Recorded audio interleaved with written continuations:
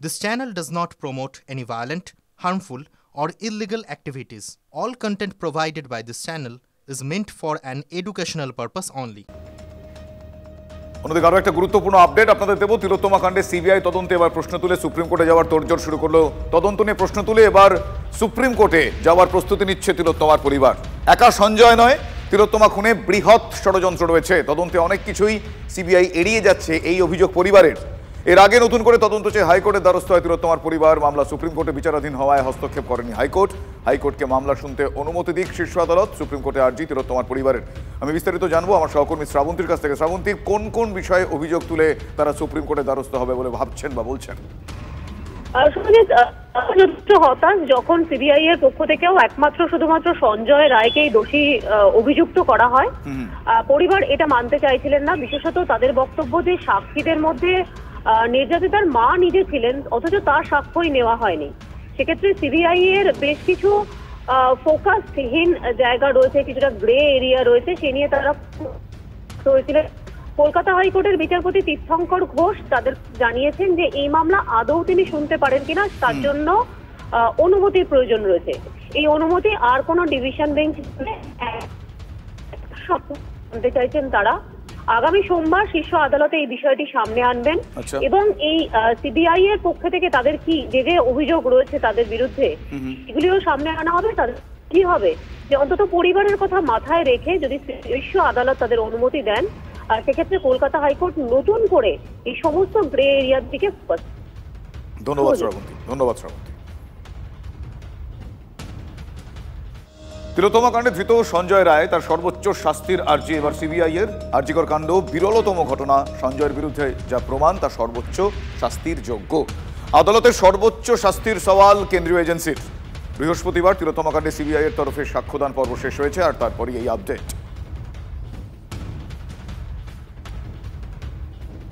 সঞ্জয় দোষী, এখনও যারা আরও দোষী আছে এবং যারা তথ্য প্রমাণ লোপাট করেছে তাদের বিরুদ্ধে সিবিআই চার্জশিট সেভাবে দেবে বলে আমার মনে হচ্ছে না। কারণ 90 দিন হওয়ার পরেও সন্দীপ ঘোষ এবং টালা থানা ওসি অভিজিৎ মণ্ডলকে তারা ইচ্ছাকৃতভাবে ছেড়ে দিয়েছে। তারপরে এভিডেন্স ট্যাম্পারিং করেছে, তারপরে অ্যাবর্টমেন্টের সঙ্গে যুক্ত এই সমস্ত এবং গভীর ষড়যন্ত্র এই সমস্ত আগে সে সাপ্লিমেন্ট চার্জশিটে বলেছিল, কিন্তু তা সত্ত্বেও সাপ্লিমেন্টারি চার্জশিট তারা আর দিল না। সেই কারণেই আমরা হাইকোর্টে গেছি এবং হাইকোর্টে যে সমস্যা তৈরি হয়েছে সেটা মেটানোর জন্য আমাদের সুপ্রিম কোর্টে বাধ্য হয়ে যেতে হবে।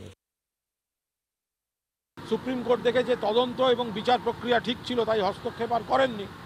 ফলে সেখানে সিবিআই যদি বলে থাকেন বা কোর্টে যা বলেছে যে সঞ্জয় রায় হচ্ছে ধর্ষণ এবং খুন, পিশাচটা হচ্ছে সঞ্জয় রায়, তার মৃত্যুদণ্ড চেয়েছে।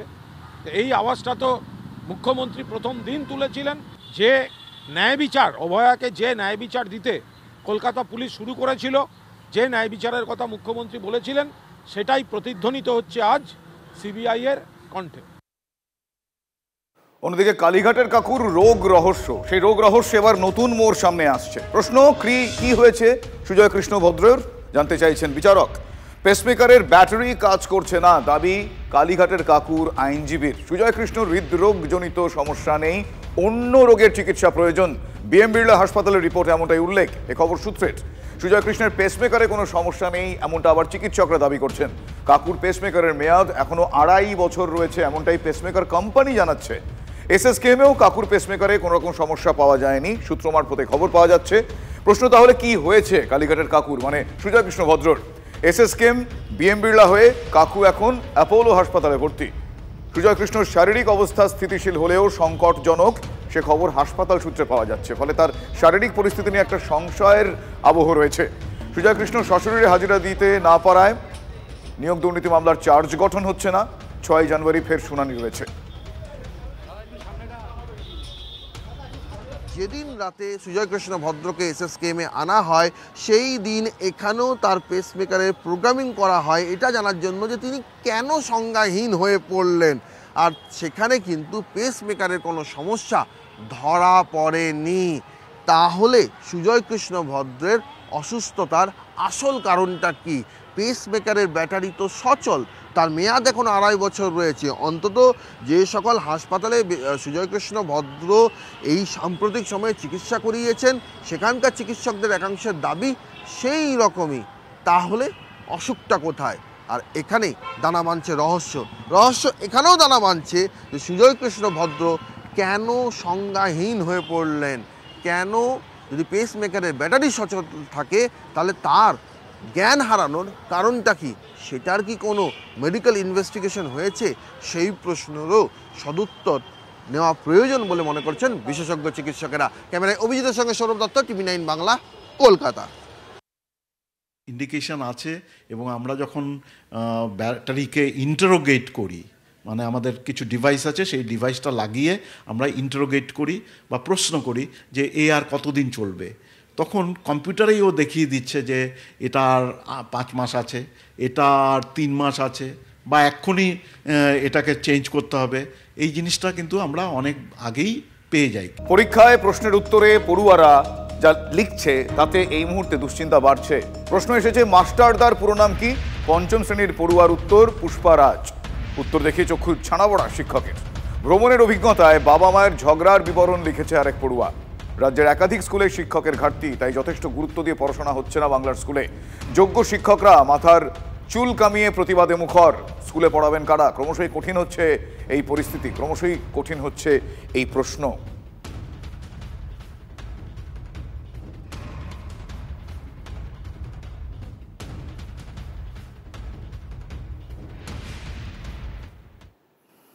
আজকে আমাদের যে শিক্ষা প্রতিষ্ঠানগুলো সেগুলোতে যেভাবে শিক্ষা দেওয়া দরকার সেটা করা হচ্ছে না।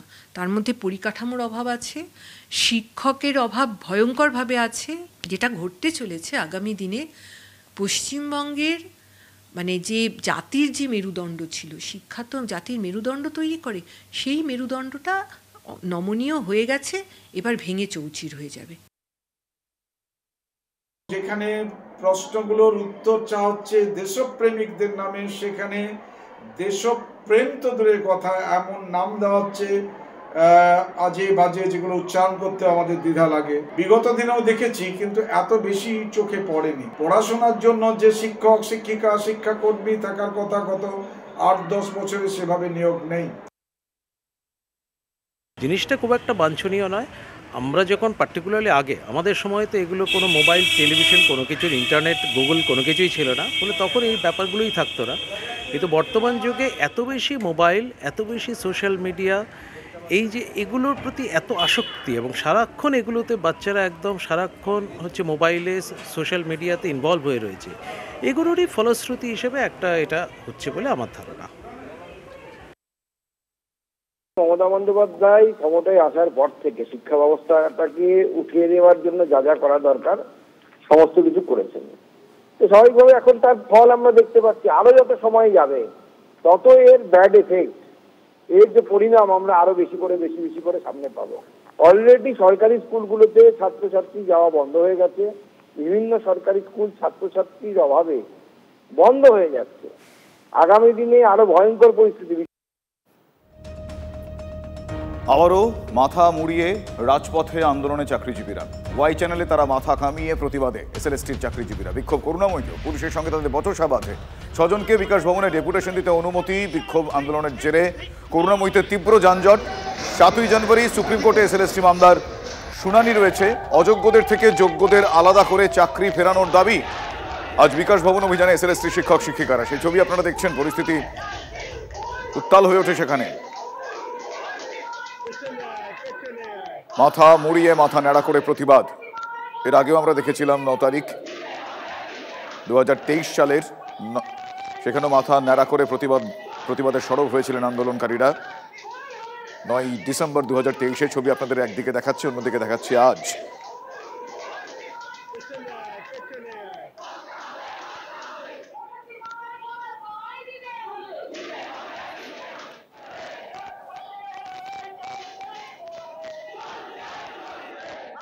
আমাদের এই প্যানেলে যে দুর্নীতি হয়েছে সেটা তো সবাই স্বীকার করে নিয়েছে, এসএসসি স্বীকার করে নিয়েছে, কিন্তু সঠিক পদ্ধতি মেনে যে সেগ্রিগেশন লিস্ট সেটা এখনো সঠিকভাবে জমা পড়েনি।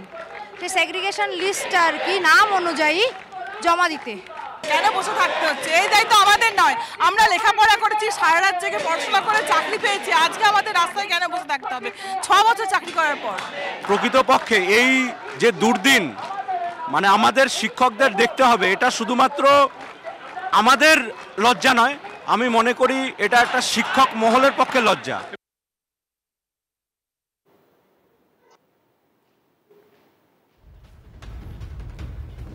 আপনারা দেখছেন একদিকে করুণাময়ের ছবি, অন্যদিকে মাথা মুড়িয়ে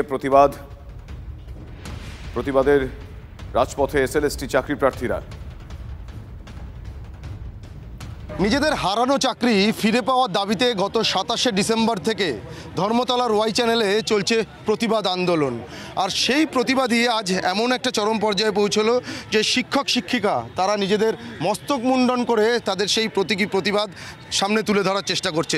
হাইকোর্টে আমাদের যে প্যানেলটা বাতিল হয়েছে সেই প্যানেলে কিছু সংখ্যক দুর্নীতি ছিল, মাত্র 8% 9, 10 আর 14% 11, 12 দুর্নীতি হয়েছে। তো বাকি 92% আর 86% আমরা পুরোপুরি স্বচ্ছ ক্যান্ডিডেট, আমাদের মধ্যে কোনো দুর্নীতি নেই। তাও হাইকোর্টে আমাদের পুরো প্যানেলটাকে বাতিল করে দেওয়া হয়েছে, কারণ সেখানে আমাদের কোনো লয়ার ছিল না। ম্যাটারটা এখন সুপ্রিম কোর্টে চলছে। তো আমরা চাইছি এসএসসি এবং পর্ষদ উপযুক্ত মানের লয়ার নিয়োগ করে যথাযোগ্য সওয়াল করে আমাদের প্যানেলটাকে বাঁচান এবং স্বচ্ছ বৈধভাবে যারা নিয়োগ পেয়েছে তাদেরকে বাঁচান। মুখ্য সচিবের সঙ্গেও তারা দেখা করার জন্য ইতিমধ্যেই সময় পেয়েছেন এবং তারা যেটা চাইছেন যে পর্ষদ যাতে এই যোগ্য অযোগ্যদের আলাদা করে যারা যোগ্যভাবে চাকরি পেয়েছেন তাদের হারানো চাকরি ফিরিয়ে দেওয়ার ব্যবস্থা করে, সেই দাবিতেই কিন্তু তারা সরব হচ্ছেন। ক্যামেরায় তুষার ঘটকের সঙ্গে সুপ্রিয় গুহ, TV9 বাংলা।